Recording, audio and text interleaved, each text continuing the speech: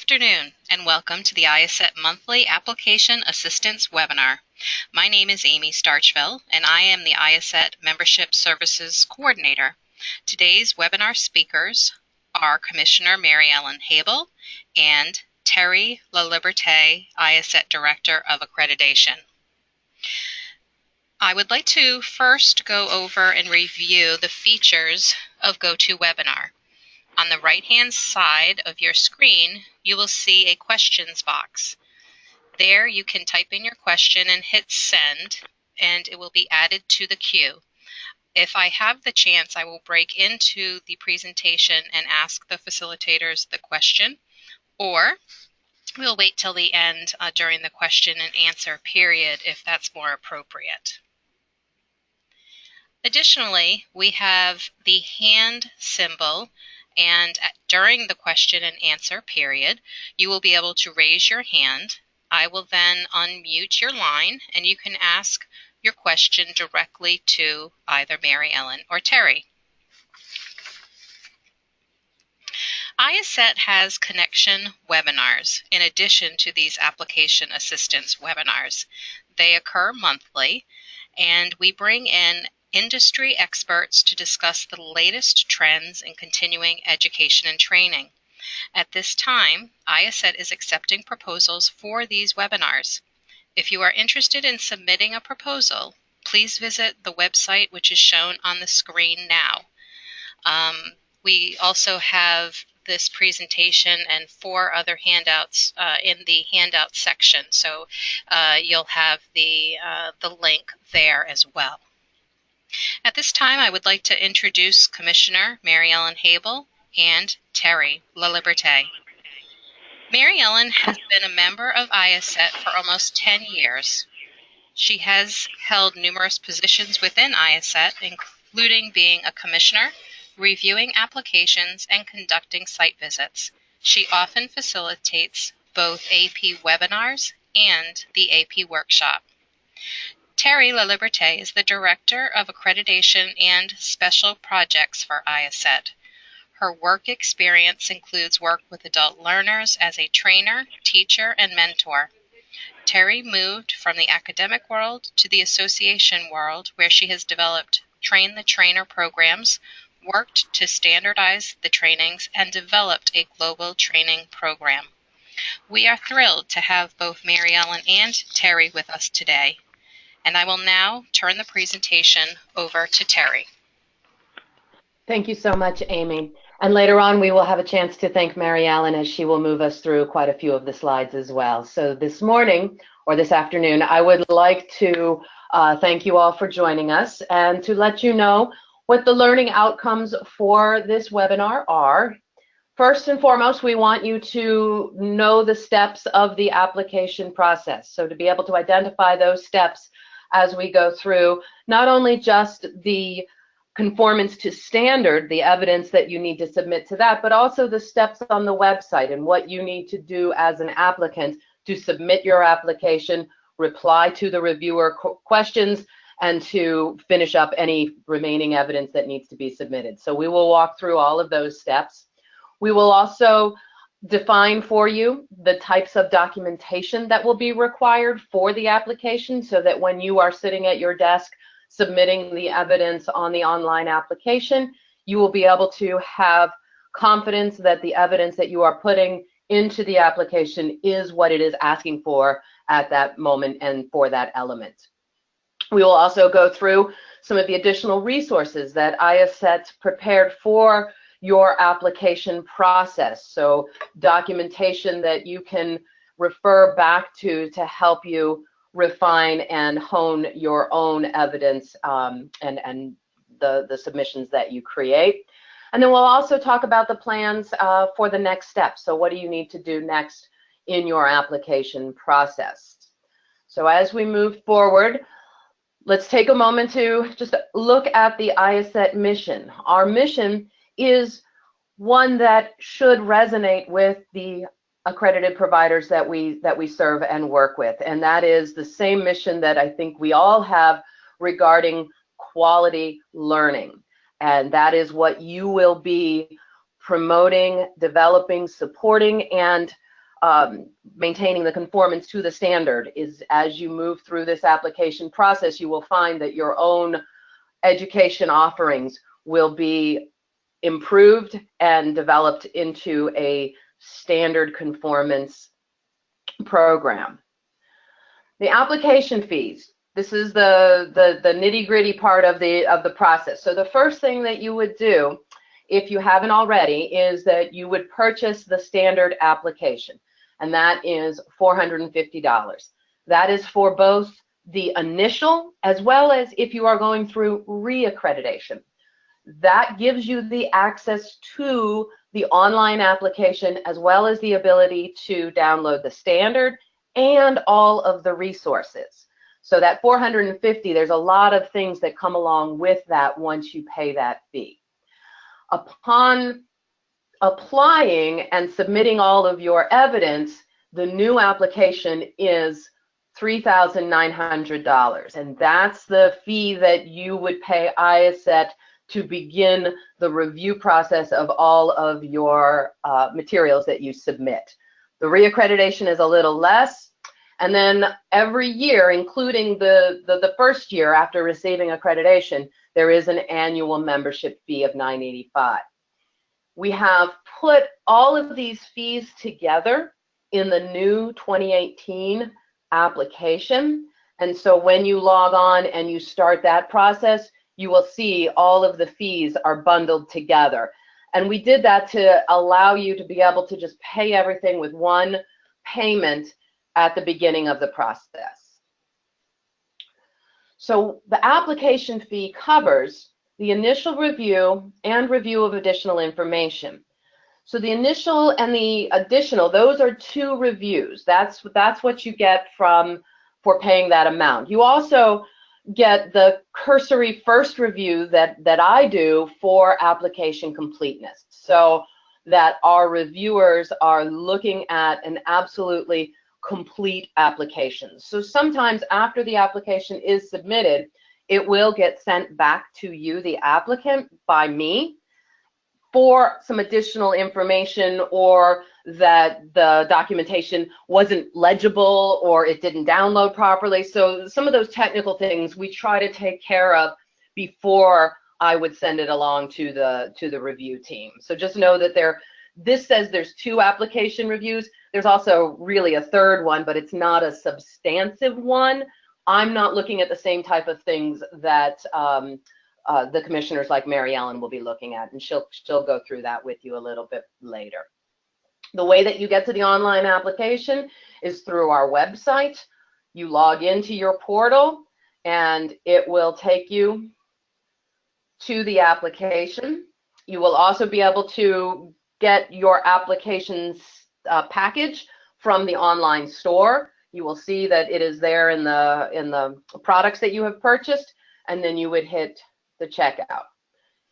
This is where you would go in to log into the website, and any of the accounts associated with the organization online application. You would click that button and it will take you into the application. This is what it will look like. You will have the opportunity to just view the application. You can even download it if you want into a PDF so that you have it all printed out. This would give you the opportunity to maybe take it in front of a staff meeting or a team meeting where you could sit down and look at each of the categories and the elements and the type of evidence that you will need to collect. Once you are ready to begin uploading the documents to it, that is where you would click on the Work on application. We do have some people still working in the 2013 application.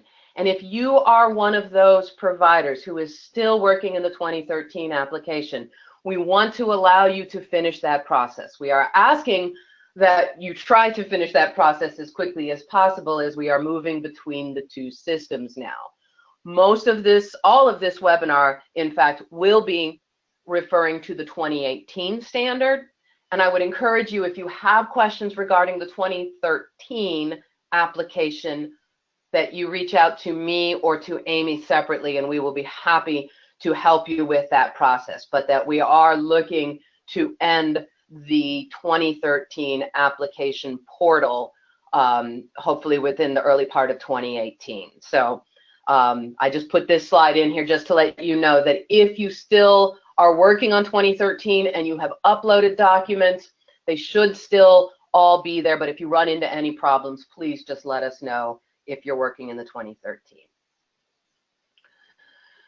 So to allow you to get some familiarity of what the AP application is, the application is pretty straightforward. It follows the standard that you download in that it will give you the standard category. So categories 1 through 9 in the 2018 standard.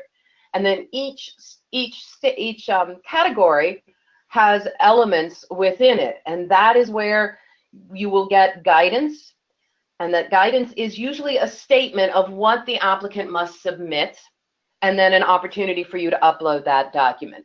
All documents must be in the format of a PDF.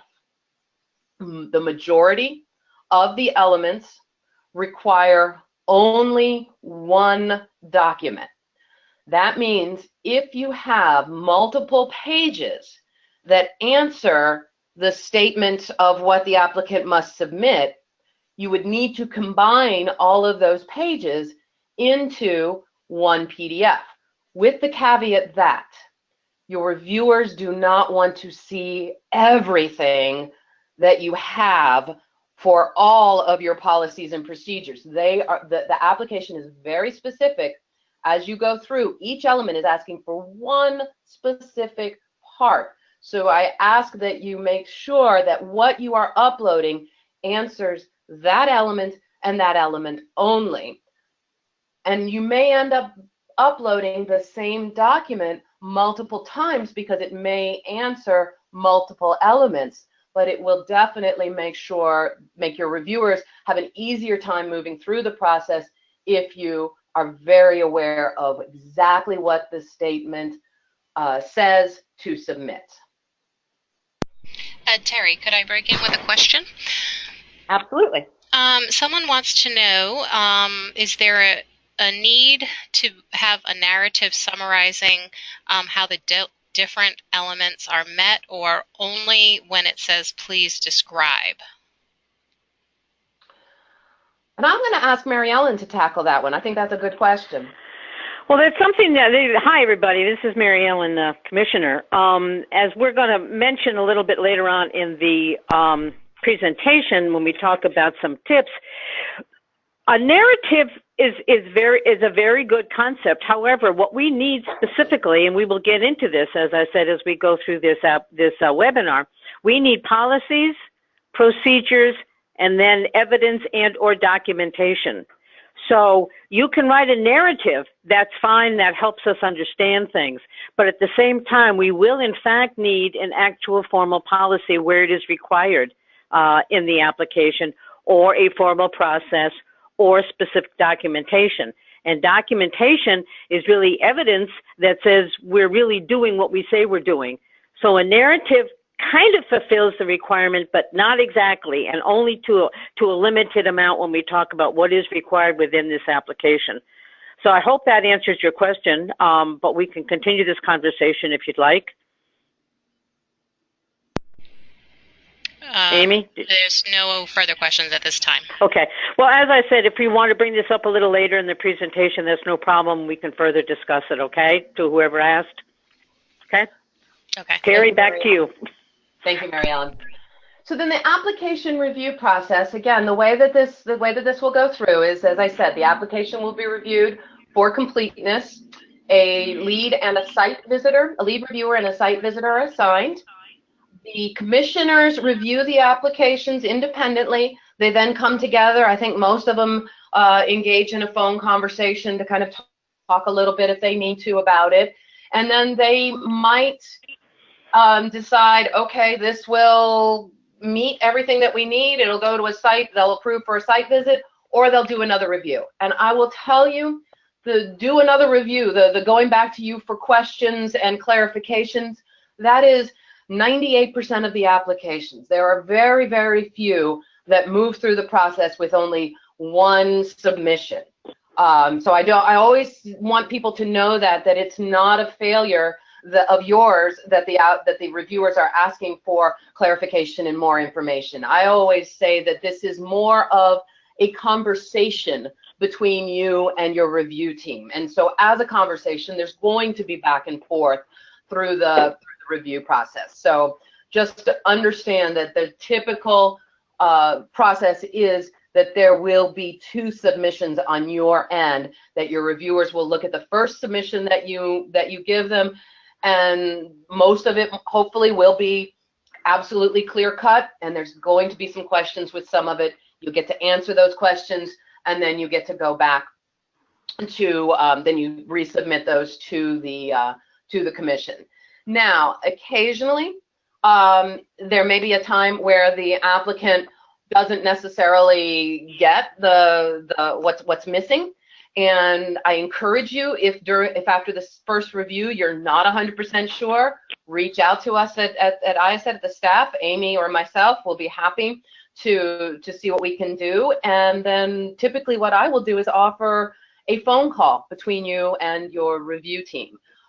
This allows you to ask more general type of questions. Typically, the commissioners do not do a live review during that call, meaning they're not going to look at element 4.2a and say, okay, yes, what you have submitted there is good.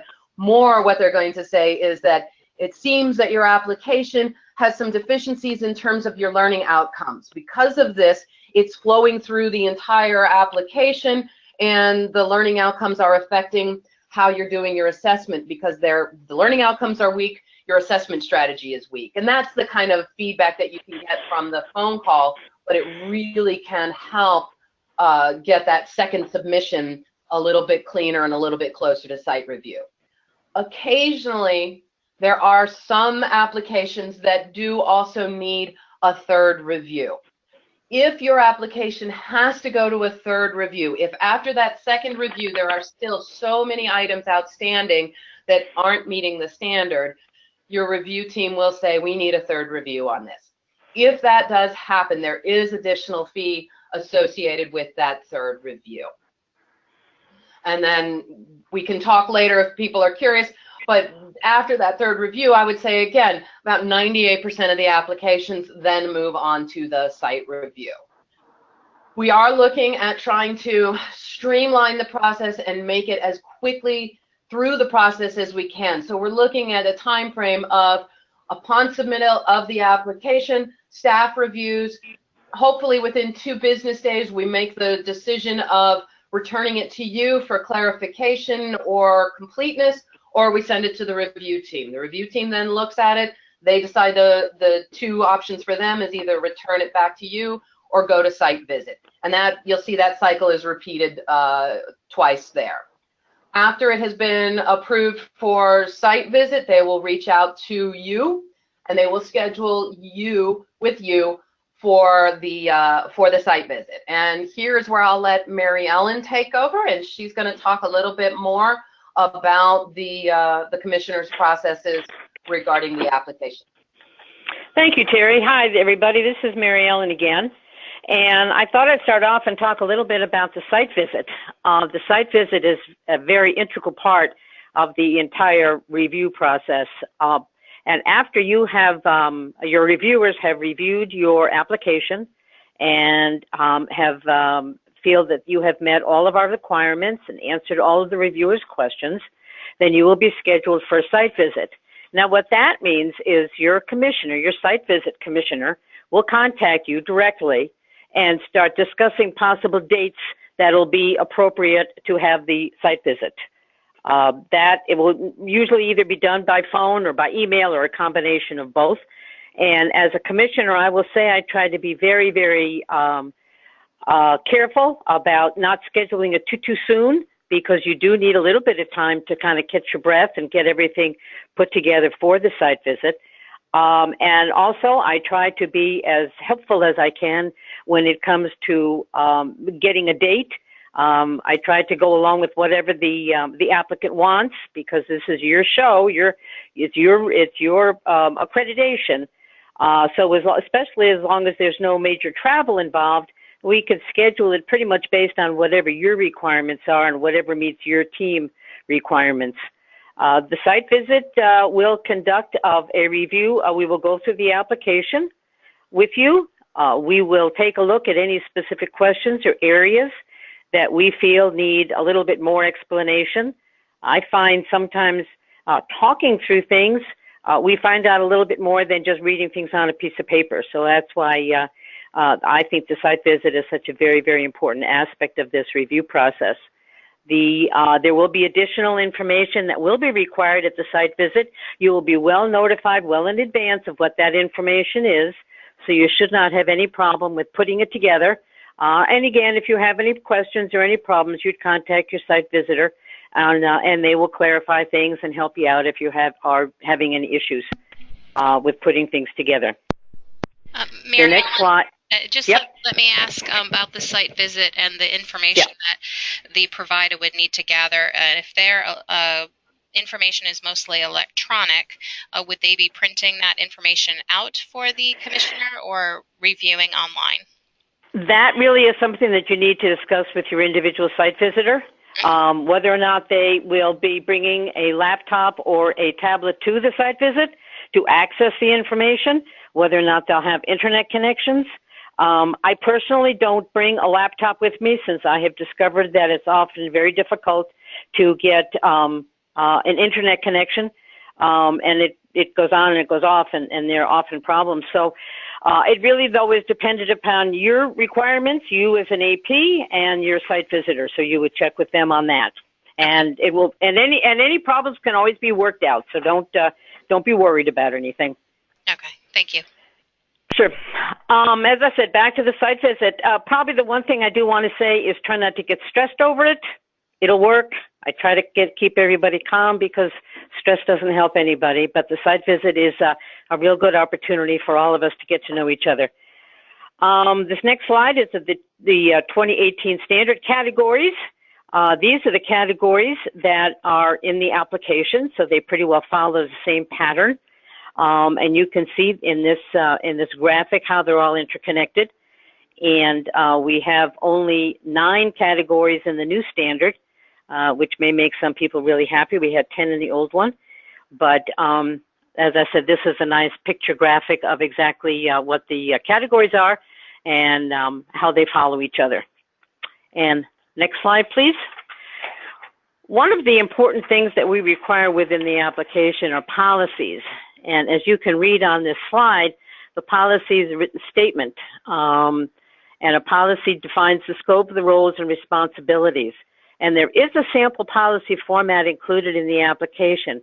And it's very important, where we require and we specifically ask for a policy, that you in fact do submit a policy.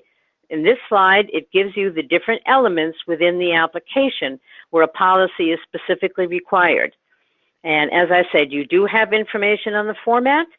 And one of the things that commissioners will ask you, pertinent to the policies, is where does this policy reside other than in the application? Hopefully you have some sort of manual where you keep all your policies together, but that is a question that your commissioner will ask, because we don't want you writing policies just to satisfy the application.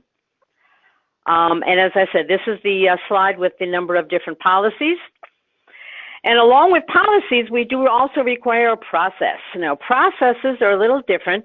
They can either be checklists, or they can be materials or some sort of step-by-step process, which includes the who, the when, the what, and the various steps to satisfy the requirement. There are a lot of processes that we require within this application. You can see the list of them here.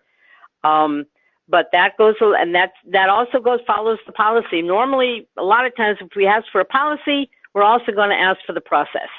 So keep that in mind. But but processes are very, very important. You can use, as we said, checklists. You can use a flow chart. But again, be sure it is specific and it is some detail in it. not just one word. So again, processes are equally as important as part of the application. What do we have? Next slide, please. Evidence. Now, evidence can be referred to in different terms. You can either call it evidence, or we can call it documentation, or we can call it proof. Because what we're asking for in evidence, that when you say you're going to do something, that you really do it. For instance, if you have a policy that says we have a checklist to assess the appropriateness of the environment of how we set up the, if it's a instructor-led class. Well, we would want as evidence a copy of that checklist, a completed copy of the checklist, hopefully signed and dated, to show us that you're actually following that policy or procedure or policy or process, whatever it may be. But the evidence can be in the form of emails. It can be pages from a handbook or a manual. It can be any sort of documentation that describes exactly what you are doing and shows us that you are in fact following what you say you're doing. And there are a lot of places in evidence. You'll notice a lot of them evidences correlate to where you're being asked for a process. So there's a direct correlation between evidence and the processes that we require. Any questions so far? I don't want to go too fast on everybody because some of it's a little maybe new to some of you folks. As we move along here, there's some tips on doing your application. Again, when you've done your application and before you submit it, go back to ensure that all your policies and processes and evidence have in fact been submitted. Be sure it's clear. They're simple language. Don't put too many acronyms in because the reviewers will not understand your acronyms unless you define them. Be sure that you include who's responsible for some of the tasks that you talk about. Again, be clear. And remember too, your reviewers do not know you and do not know your organization and often do not know your industry. So be very clear and concise in what you're explaining, because you don't want your reviewers to be confused, because then they're going to come back and ask you for more information or for clarification. And that just delays everything, and we don't want that to happen. I would recommend, and I think IACET in general always recommends, that you use one particular course throughout your entire application. That makes it easier for the reviewers to follow. And it also ensures that you hit all the important buttons that we're requiring. Everything needs to come in as an uploaded PDF. Again, as this slide says, be sure you have one example. Use the same course throughout the application. And also, when you're providing us with information, do not submit these very, very large documents and hope that we can go through it and find out what we're looking for. We would expect that you either take an excerpt out of a large document or highlight an area within the document that specifically answers that element's question. It makes it a lot easier for the reviewers. And again, what you want is for the reviewers to be able to go through your application and see the information and not have to go back and ask you to clarify or provide more information, because that doesn't serve either your organization or us very well. So again, make it easy for the reviewers to find the information. I'm going to pass this back to Terry unless there are other questions, but I'll be here for a while if you do have any questions. Terry? Thank you, Mary Ellen. Amy, do we have any questions so far? Yes, we do. Let's see. I'm going to start with a question about the site visit. And okay. Brenda is asking, can they have a virtual site visit, because that's how they usually do their work, and they don't have a concrete office. I would defer that to staff. We have not been doing too many, if any, virtual site visits. It's something we at IACET have discussed, but that's something that would have to be discussed with staff at the when you're initially coming in with your application. You need to bring that into the conversation So that could be dealt with, okay? So again, there's no yes or no. It's just we'll have to wait and see. Okay, Terry, did you want to add anything to that? Nope, that's the perfect answer, Mary Ellen. That's exactly what I would say too. It depends a lot on the circumstance, and if that is an issue, that we discussed that prior to the submission of the application. Yeah, I know of one where we did that. That was because there was a problem with travel, and it was done because the point of contact ended up having to go out of the country, so they did it virtually.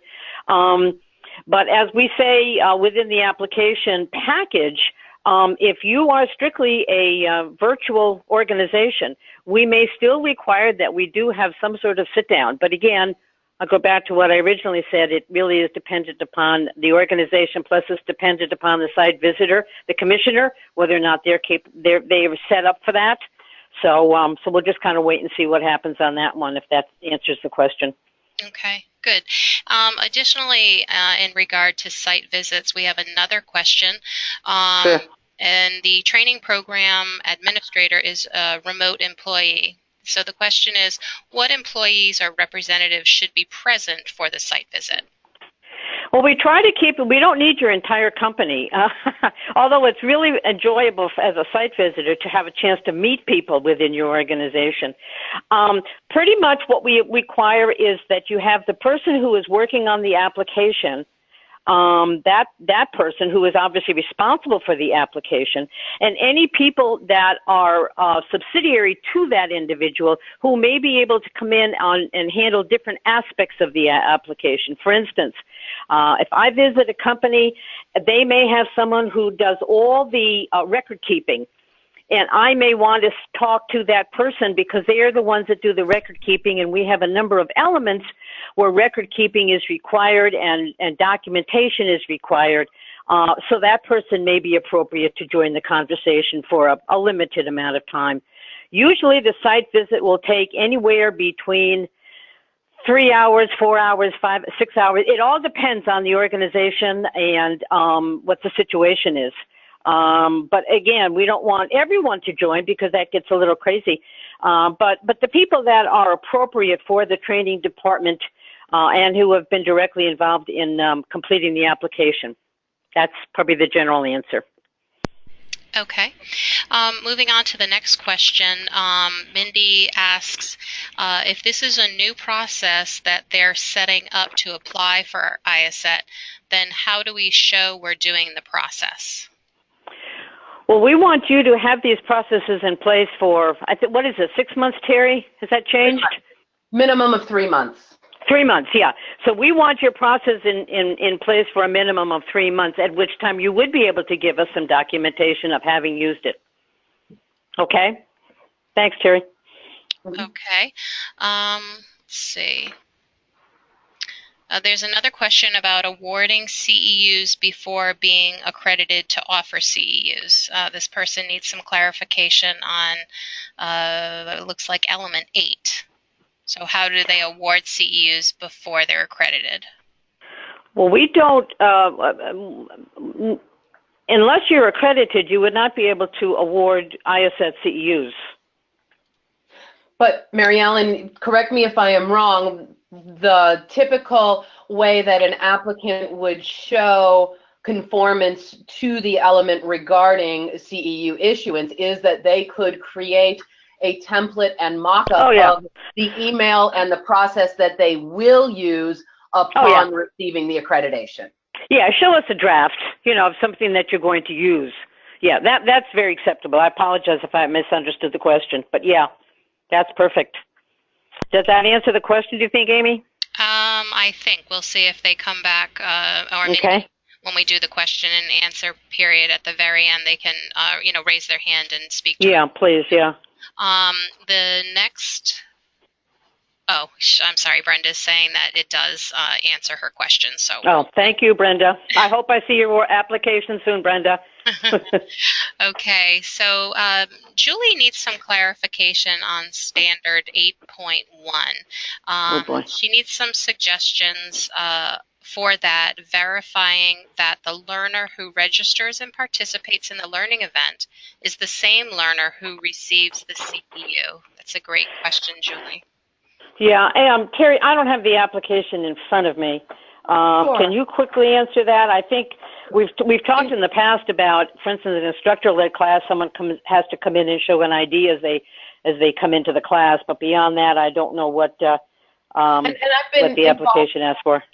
And I've been involved in a few discussions around this element because it is a new element to the standard. Yeah. So check me if I'm wrong, Mary Ellen. But what I've heard said to applicants is that what we don't want to do, and this is again throughout the application and the standard, IACET is not going to tell you how to run your business. All that we are asking is that you conform to some of these best practices. So in certain circumstances, we have providers who provide training only for their in-house employees. And if that is the case, and the employees are all known to the instructor personally by face and name, then that would be part of your documented process for ensuring that those learners are who they say they are. If it is a course that is offered, say, at a hotel room around the country 5 times a year, then there needs to be a process that you are checking some form of identification that the learners are the people who are showing up on the roster. Same thing with an online environment. Most folks can satisfy the learner identification through a unique login and password in entering into a course that way. So there's multiple ways that you would have to think about it, and so it all depends. It's not a one-size-fits-all kind of an answer, in that it really depends on the type of course, the learners, who your learners are in your events, and what your environment is for those events. Okay, we have another question. If we host events where some sessions are approved for CEUs and others are not, would a course be an individual session on a full event? I'm not sure I understand that question. Yeah, I don't think I understand that. Okay, let me read it again. If not, we'll have to, we'll see if... Maybe you can deal with it offline too if it's too complicated, but that's okay.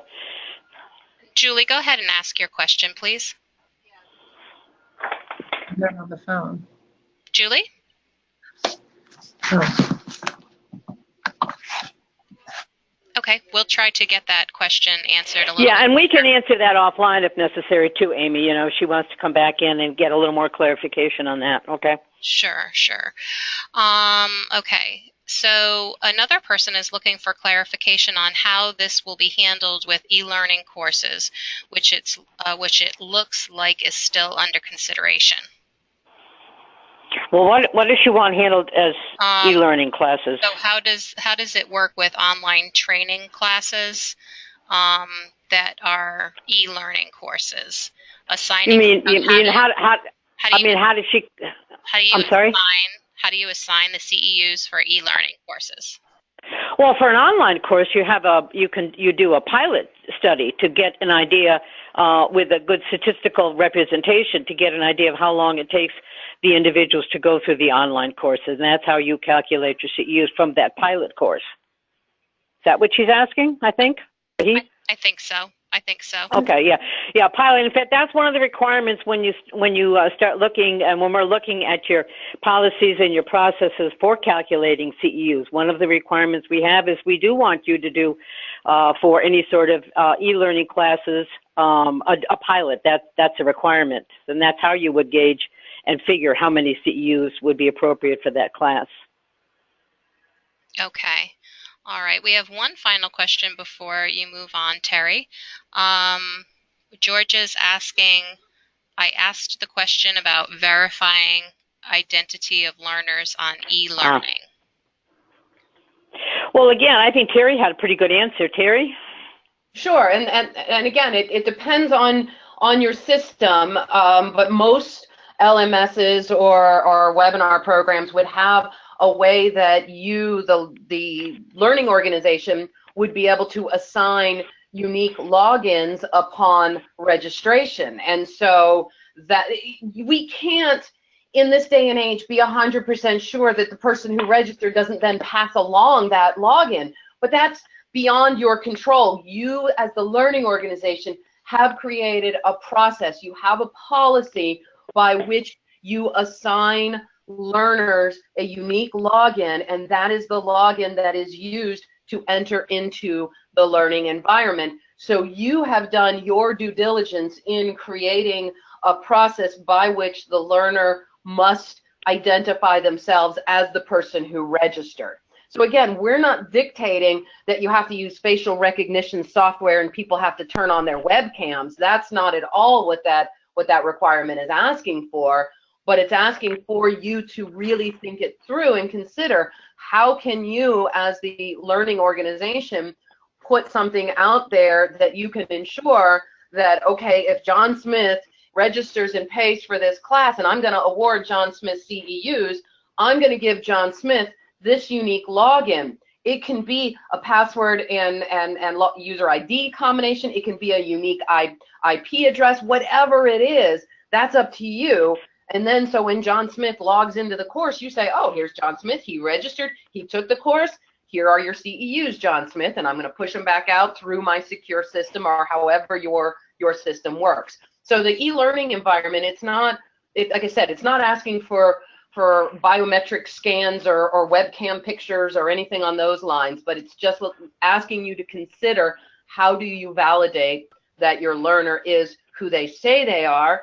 And again, it's not going to be perfect. Ask the big testing organizations how perfect their user security systems are. There's still times where the SAT or the other types of exams end up with a few problems. So yeah, I was just going to say, I worked with the military. In the military for years, you could take an online course, but then you had to go to a specific testing facility where you would go in and you would present your credentials before you could take the exam for the course. But remember, we require a process here, and every organization is going to have a different one. As Terry said, every organization is going to do it a little differently. But it causes you to stop, as a company, stop and pause and think about, how do you verify that the individual is really the individual? So I hope that answers the question. Again, there really isn't a one answer that fits all, but it may give you some things to think about as you decide how your company wants to go forward with this. Okay, good. We have a question about, they're referring to the reapplication, and it noted submitting evidence for 3 courses. I think the question is, if they don't have 3 courses, what do they do? If you don't have 3 courses, you give us your 2 courses. Okay. But again, we write the application. We develop the application based on the general concept of training organizations. So some will just not fall within the middle. We'll have a few on each end. So, okay. Yeah, if you only have 2, explain that. Again, this is something that we want to be aware of, and just give us the whole story, and shouldn't be any major problems. Okay. Okay, great. That's all the questions at this time, Terry. Okay, thank you, Amy. And as we have more, we'll have another chance at the end to ask questions again if anybody still has more. So the one thing that we wanted to make sure to leave you with, and I would encourage you to download the handouts that are provided in the webinar as well, but there are resources available to you on the IACET website. We have some sample templates. What you won't see is a sample application filled out. And there's a very good reason for that, in that if we were to put a sample application up on the website, then all of a sudden, all of the applications that come in would start looking very similar. And we don't want there to be any assumption on your end that there's only one way to meet the standard and to meet the requirements. So we will give you some templates as a jumping off point so that you're not necessarily having to go from a blank piece of paper to the application. So I'll show you in a minute where those are. We are in the process of developing new e-learning modules around the 2018 standard. Those will come online shortly, hopefully by the end of January, the time frame that we're trying to get those out. And then we also do the AP workshops, and I'll talk a little bit more about those later on too, in that these are the live one day, and actually we're starting to offer a 2-day more in-depth AP workshop as well, for folks to actually come and work with IACET staff and commissioners in the application process. Excuse me, Terry. I just want to be sure everybody is on mute. I'm getting quite a bit of feedback and want to be able to hear you clearly. That's great. Okay, thank you. Thank you. The online resources, again, are found in the IACET website through, I've highlighted here the circle where the standard and application resources can be found on the website. And there you will see there are you can download the different standards. You can even take a look at the applications. So the reapplication is there. There's also a document that compares the 2013 standard to the 2018 standards. It's the crosswalk between the two standards. And that can be a very useful tool for you if you are very familiar with the 13 standard and you want to make sure that you're meeting the 2018 standard. So that's at the top of the screen. And then at the bottom of the screen, those are the resources that we have for you as you go about building your application. The second one there is how to calculate CEUs. And as Mary Ellen pointed out, we do ask that you look at running a pilot course for any e-learning, and that resource document there gives you some guidelines on how to calculate CEUs. I'd say that's the one place in the application where I think we are a little bit more didactic and instructive in telling you how to do something. For the most part, a lot of these are really just examples. The design document is very much of an example, and some people use it, and some people have a better design document that they use. Again, we're just trying to give you some resources here on the website. We also have an application accreditation guide that is available to you, and that kind of walks through the whole accreditation process. It also gives you, in the appendices, it'll give you a printout of the AP agreement that we ask you to sign at the beginning of the application process. There's a lot of information there that can be helpful. We also make available to you a self-assessment checklist. And this would be a very good tool if you are seeking initial accreditation to do a gap analysis. Find out, where am I deficient? Where am I not meeting the standard? This checklist will really highlight that for you. And then using that, you can really take a look at the project plans that we've put together. There are 2 different project plans because the timelines would be a little bit different if you're going through a reaccreditation versus an initial accreditation, and both of those are available in the handout section of the webinar. And as I said, we are busy at work on the new e-learning courses. Some of you may be familiar with the old ones that were available when you purchased the workshop. And the new ones will be available as well when you purchase the workshop, but we had to update them for the 2018 standard. And we're trying to, in the new e-learning courses, front load a certain amount of the information from the workshops so that we can spend time together in that workshop actually working on some of the parts of the application. So here you'll see we have 6 modules that we have mapped out for the e-learning courses. And it will, like I said, take you through some of the background information that will allow you to be much more effective and productive during the workshop.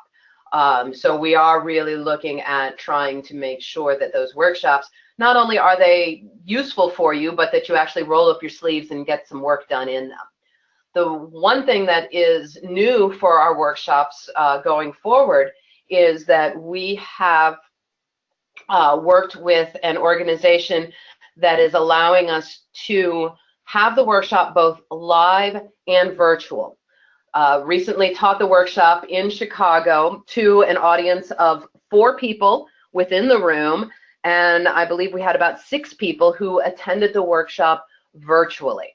And that is a bit of a commitment to have to sit in front of your computer with your web camera on for the full day workshop, but it worked beautifully. And the folks that attended virtually, I hope, feel that they got the same experience as the folks that attended the workshop in the actual classroom with me face to face. So we currently have one scheduled. It will be in Reston, just outside of Washington, D.C. in January. And then we have another one tentatively for New York City coming up in April. And as those dates become confirmed, we will definitely make you aware of that opportunity. So the next steps for you as applicants would be to take a look at the online templates, go to the resource page. Once you've purchased the application, all of those resources will become available to you. If this has given you enough information to go forth, then that's great. If you feel like you need to dig deeper, then I would encourage you to think about coming to the live or attending virtually the workshops that we have scheduled, because in those workshops we do go category by category, element by element, to really help define clearer what the commissioners are looking for. We'll actually sit down and write processes and look at what kind of evidence would be supportive of that process. So all of those things we are definitely working together in a hands-on environment. And if you have any additional questions regarding the application process and we don't get a chance to answer them this afternoon, don't hesitate to reach out to us at IACET. I spend a good bit of my day, and I know Amy does as well, on the phone with folks who are curious about how to satisfy this element or that element. Now, the one thing that I will tell applicants 100% of the time is that I cannot say whether or not a piece of evidence or a process that you have submitted is going to meet the requirement. That is up to your review team. And I know that any one of us involved in the accreditation process would not be able to give you a verbal over the phone, yes, this is what we're looking for, because we need to consider your application in totality and looking at all of the pieces that you submit. But what I can do is I can say, I see your process here, but I don't know who does it and at what trigger point are they doing that process. So those types of things we can definitely kind of talk about and work through on the application process. And so I have no other content here other than to thank everybody for their time. So I wanted to open it back up to any questions for myself or Mary Ellen or Amy. Okay, we have a couple questions that came in, and then somebody is raising their hand, so I will unmute them in a moment. But the first question is, do you have the equivalent of this workshop for re-accreditation? We do not. The standard is still the standard. So the standard doesn't change based on reaccreditation versus initial accreditation. So all of the processes are still the same. It's just the evidence and the application are very different. But again, we didn't really go through the application for initial here the same way, but we can definitely look at putting together. The guidance for that is already in process in terms of a manual that will be put out there. But downloading the re-accreditation application on the resource page, that will give you a lot of what you are looking for in terms of the categories and the elements that need to be submitted, but it's still based on the same standard. Mary Ellen, do you want to add anything to that? No, not really, because it's all still kind of new. We've just recently developed it, so no, there is no workshop. But as Terry said, it's basically for the same types of information. It's just abbreviated to some extent, and we're interested in any changes you have incorporated, any changes in management, in mission, and how you're doing things from your previous application 5 years previous. So That's really what we're looking for, that you're still following our standard and that whatever has changed, you're telling us about it, if it's significant to your training mission. Okay. The next question is, what would be the typical time frame for the application process? Terry, I'll let you answer that one.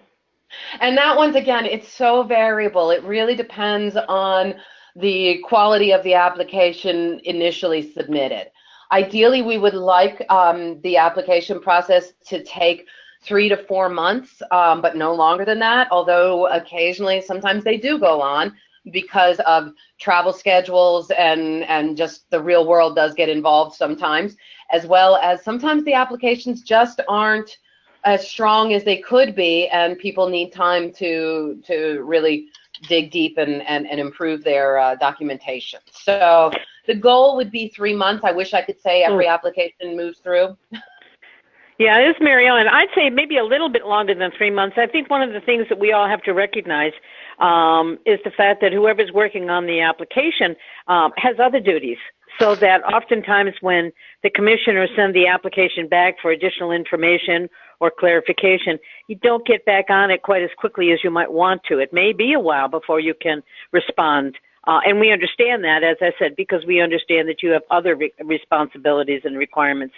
So it's really hard to judge how long it's going to take. As Terry said, you know, if it goes through the first time, we can get it through very, very quickly. We can get that site visit set up and get that accomplished.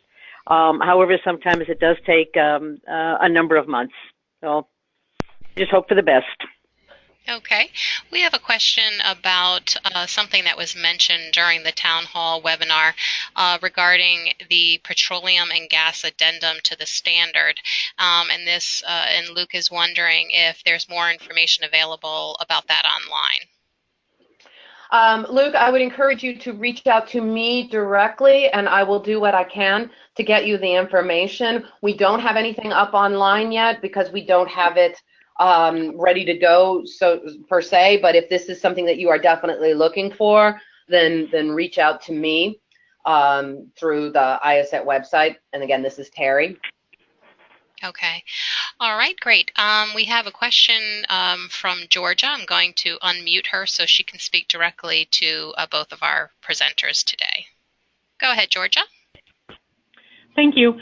I'm looking at the application for reaccreditation that I downloaded from the website, and it doesn't walk specifically section by section through the 2018 criteria the same way that we did when we applied for our original accreditation.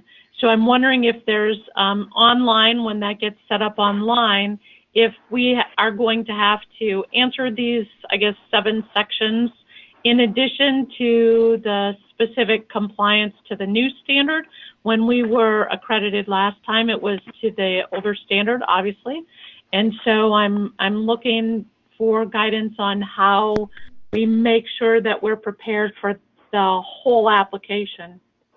Understood. Mary Ellen, I'm going to take the first part, and then if you want to add go anything. Ahead. Sure. So the reaccreditation application was designed to, hopefully, we really do hope that it will be easier for you because you don't have to show conformance to each of the categories and each of the elements as you did at initial accreditation. As Mary Ellen said earlier, what we're looking for in the reaccreditation, the reapplication, is the significant changes to your learning organization. We're not looking to see your processes and policies because we understand that you are following your processes and policies. However, if your process and policy has changed, then that's what you need to tell us, not showing it to us again. The reapplication does ask for the documentation around some of your sample learning events, so that is still there, but it's just a matter of you going through that checklist. I believe it's in category 7, where it walks you through that we want to see the course outline, the design documents, all of those types of things based on your learning events. But other than that, no, you don't have to do the reapplication and then also submit the same type of documentation that you submitted to show conformance to the standard again, what we're looking for is just any substantive changes that might have happened from the initial accreditation to the now reaccreditation. So, Yeah, we have a quality manual and policies and processes and procedures and all of that, you know, in 5 years we've updated and refined them based on actual practices. So they would be changed because we've refined them. Well, for instance, I'm looking at Category 2 on the reapplication, and that is primarily asking for changes in your organization and business. And we're just looking for a narrative of how your organization has either stayed the same or changed. Again, a new organizational chart if it's new, or you can submit the old organizational chart if it hasn't changed, and a copy of your strategic plan. And again, that obviously is 5 years hence to when you actually made your application. But as Terry said, as you go through this reapplication, it's really asking more for changes. For instance, what do you do differently today than you did 5 years ago? What are your now? For instance, 5 years ago you may have had all instructor-led classes, and now you're doing blended classes. So we would need information on your blended classes because that has obviously changed. Whether or not you've changed your manual, I'm not even sure. And again, I have not done a reapplication yet with this new one, so I'm not as familiar with it as I should be. But we're not necessarily asking for some of the material that we did in your original application. That was much more intense, much more deep than this reapplication is going to be. Okay. I don't know if that answers your question, but hopefully it does. That's great. So at this time, I don't have any questions that have come in, and we are at the top of the hour. So what I will ask is, does anybody have any last-minute questions? If they want to raise their hand, I can open your mic. If not, you know, please feel free to contact us through info@IACET.org or terry@IACET.org, and we'll be happy to further assist you. And thank you for attending, everybody. I hope I see all of your applications coming in the new year. I look forward to reviewing them, although I don't know who you all are. Thank you. Thank you. And this concludes our webinar today. I want to thank Mary Ellen and Terry for being with us, and thank all of you for attending, and have a nice afternoon. Thank you. Bye-bye.